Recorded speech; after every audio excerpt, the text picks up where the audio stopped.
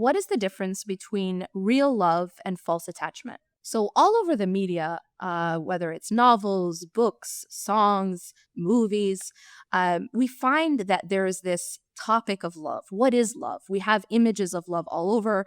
We've grown up with fairy tales, many of us, and various narratives of what it is to be in love. We have the classic the classic stories of things like Romeo and Juliet.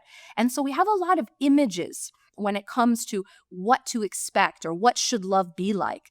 And a lot of it can be very, very confusing to understand the difference between what is real love and what is something called a false attachment. So a false attachment is when a person is actually more focused on themselves than they are on the other person. It happens when a person is internally empty, emotionally, psychologically, and spiritually, perhaps, and they are seeking that fill from another person.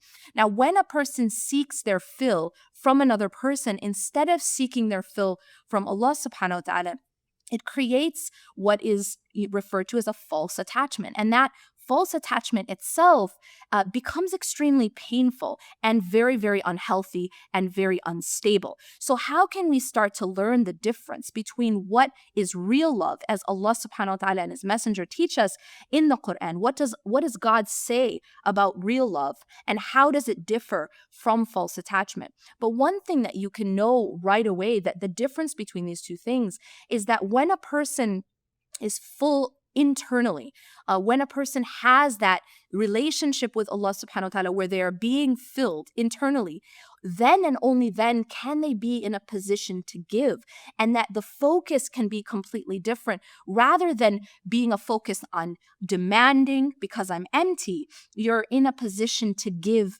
because you're full. And this is the essential difference of between true love and false attachment.